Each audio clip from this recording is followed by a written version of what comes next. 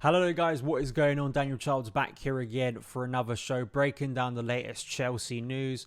Hope you're doing well. We're getting close to the weekend now, close to that Nottingham Forest game where hopefully Chelsea can make it 2 wins in a row. But in today's news show, we're going to be breaking down the latest reports and also announcement confirmation from Chelsea around season ticket prices, and the good news for supporters, they have been frozen in price once again, despite some concerns in recent months that they would be increased after the change in ownership and also the number of players we've signed, the amount being spent. That's a win for supporters. We'll go through Matt Law's piece, then the official statement, then a response from the Chelsea Supporters Trust. I also want to touch in today's news show around Dujon Sterling, a Cobham graduate who will be leaving the club this summer. Before we get into any of that good stuff, if you're new around here, make sure you have notifications turned on YouTube so you don't miss any of the content. If you do like the video, please hit that like button because it does help new people find the content. If you are listening on the podcast, thank you so much for tuning in. If you're watching on YouTube, you can get this as a podcast.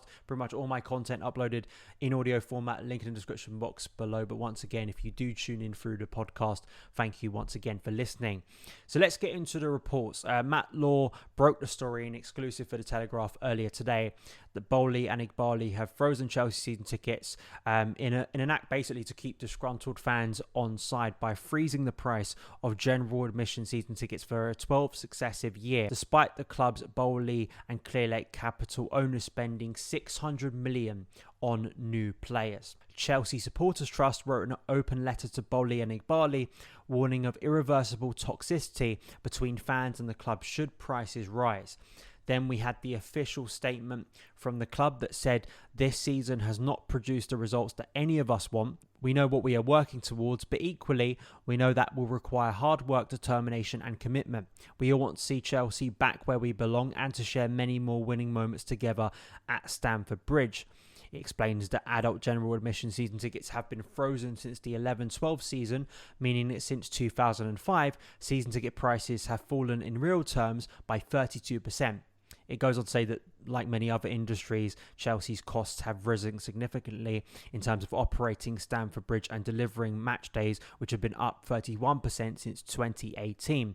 But they do stress equally, we are acutely aware of the rising cost of living and the impact that has on our supporters. Looking at all of these factors, the board has decided to freeze general admission season tickets for the 23-24 season. It does go on to explain the club needs to grow our revenue streams, including match day, to ensure we operate on a sustainable basis.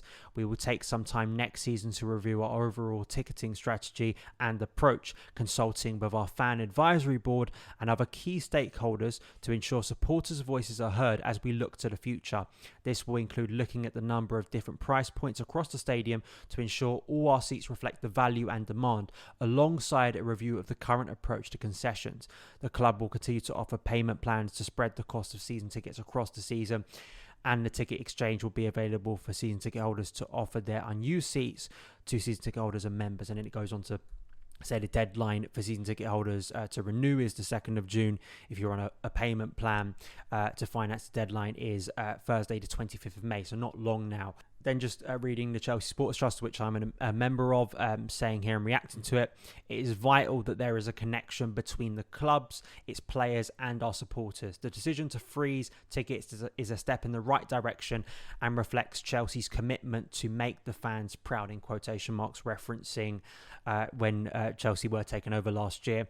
The Chelsea Supporters Trust is delighted that the club has responded positively to our representations over the past few months regarding season ticket prices. We have campaigned vehemently that prices should be frozen to reflect the impact of the cost of living crisis. Over the past few months, the CST has held various meetings with club officials and board members where we set out our position. We note the increase in corporate areas and will remain in dialogue with the club to protect the interest of all supporters on this issue.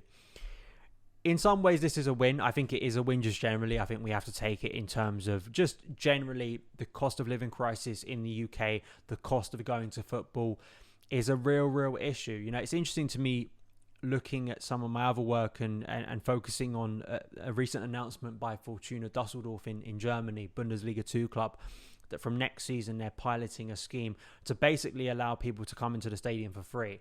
And their justification for that is an increase in revenue from sponsorship. And although that is highly unlikely for clubs of Chelsea stature and many clubs to live off that.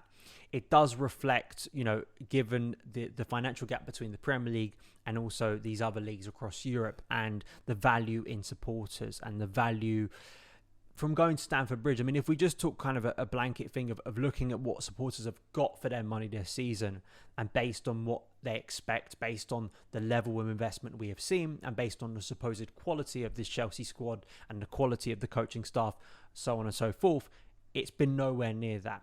Now, that doesn't mean that we stop supporting the club because the value on the pitch isn't good enough. That's obviously, a simplification of what supporting a football club is. Part of our famous song, Through the Sun and Rain, supporting Chelsea, that is the case for every football supporter. You have to deal with the ups and downs. But I think it would have been a real slap in the face after what has been a diabolical season of so much mismanagement, so many errors, so many difficult days watching Chelsea, and a real chaos around the club, more so than recent years, which is saying a lot when we're talking about Chelsea Football Club, to then turn around to supporters in what is, when we look at the financial situation, not only in the UK, but just focusing on the UK here, a cost of living crisis. So it's important, and we speak so often, for me on this channel, and others do as well, about that connection that you have to have between supporters. Particularly, it is so challenging at bigger clubs because there is that kind of natural distance that you don't have, say, at a League Two club, where you do have that sense of community, and that is a real difficult thing when you are considered or want to be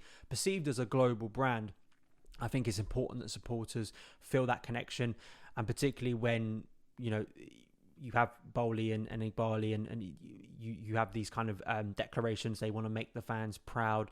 In recent weeks, it's felt like Boehly has been speaking more and more to people, everyone except Chelsea supporters, which I've said I think is a problem, and I would like to see very much a direct communication, if they want to have a direct communication with supporters at the end of this season, to outline what that vision is. It says, we know what we want to do, we know what our vision is. Well, what is it?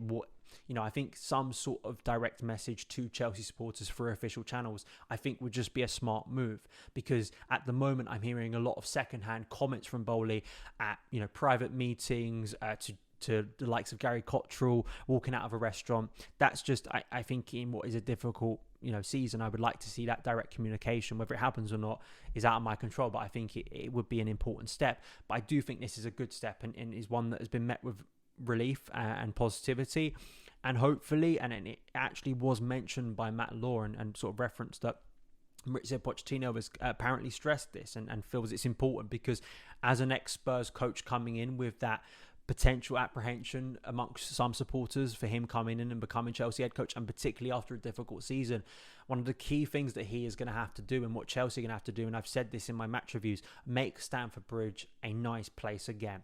Make it a place that isn't this kind of hub of discontent and toxicity, where everyone feels miserable walking out on that ground every single week or every other Saturday.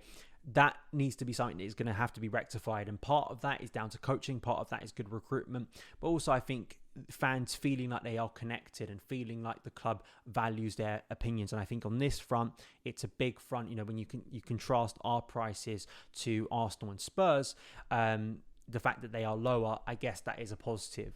So those are my thoughts on it. Let me know yours. If you are a season ticket holder, if you're someone who's not, who would like to become a season ticket holder, or is a member, likes to go to games, let me know your opinions on this in the comments below.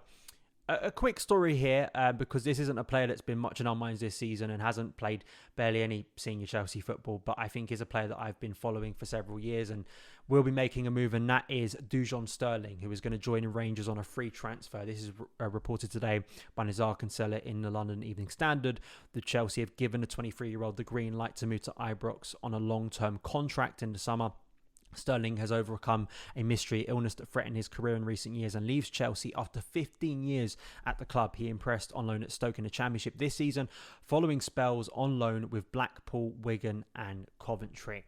Sterling was a player that I sort of looked at as a potential, talent that could be used in the first team squad. I never felt that he was, just walk into the first team, but someone again of the Trevor Chalobah ilk, or maybe Lewis Hall, you could look at examples where they offer value and good backup within the squad, where you don't have to go out and spend X number of pounds to bring in someone who maybe isn't as good. I mean, the Mark Cucurella example this season sort of looks like another kind of failed experiment and proof that maybe an Ian Matson could have done a better job in his place, couldn't have done much worse based on performances. And I think that's the shame that for Sterling it hasn't worked out. I do want to reference that my good friend Adam Newsom, when he's working at Football.London, did a great interview with Dujon Sterling last year. I'll find it and I'll put the link in the description box below on YouTube. Please go and read it. It's a really fascinating insight, and it goes into that illness that he suffered that could have completely derailed his career, but he has got good level championship football over the past 2 seasons, and I'm intrigued to see him going over to Rangers, where other young English talents like I've seen Todd Cantwell go over there recently from Norwich, who has sort of lost his way there, and I think for Sterling I think it probably is a decent level of football, maybe the chance of some European football as well, and I think he'll probably make a good career like a lot of Cobham graduates do, even if they aren't playing at the elite level. There's a reason our academy produces so many good, particularly EFL level players and maybe Premier League level players in the future. So I wish Sterling the best. I think for him it makes a lot of sense, particularly with the Malo Gusto situation. I think if Malo Gusto wasn't signed, then there may have been a route for Sterling to return to Chelsea and provide backup to Reece James. He can even play right centre-back. He's proven quite versatile. He played kind of across a back five for Neil Critchley at Blackpool last season, where at times he was playing on the left. He is predominantly more on the right side, so I think he would like to be competing with Reece James probably. But even under Thomas Tuchel, that pre-season before last season, when he played kind of as a right centre-back too. So wish him all the best, and maybe this is a sign actually of the start of the Cobham exodus that I think is going to happen this year, a bit like in 2021, because Chelsea need to make up money. And as we saw in 2021 under the previous ownership, sometimes the quickest route to doing that is through exciting young talent, is through, I know this is obviously a free transfer rather than, at the end of his contract rather than getting a fee, but I think he will maybe be put in a list, the beginning of a list where we see the likes of, say, a Conor Gallagher move on, because the club know that there are suitors out there and you can get a decent fee that goes straight into your pocket. So even though this isn't going to kind of massively impact that for Chelsea, I do think maybe it's the sign and the start of another Cobham exodus, which could be a shame, but maybe it's just the harsh reality of the current situation. Let me know your thoughts on this in the comments below. But that is it for today's show. We're still awaiting the Mauricio Pochettino kind of breakthrough. I don't know if it's going to happen this week. As we know, things can change very quickly in terms of that, but hopefully we get it soon, because we are now reaching the final few fixtures of the season, and I do think it's important that Chelsea announce Pochettino before the end of the season. Get that announced, and we have the final farewell to Frank Lampard against Newcastle, and then we can move into the summer feeling excited, because it's about getting Pochettino into the situation and into discourse with, say, Lampard and Boehly and the sporting structure in the club to start to plan for what is going to be a big summer and in a big season. Follow me on Twitter at SonOfChelsea, and I'll see you again very soon. All the best.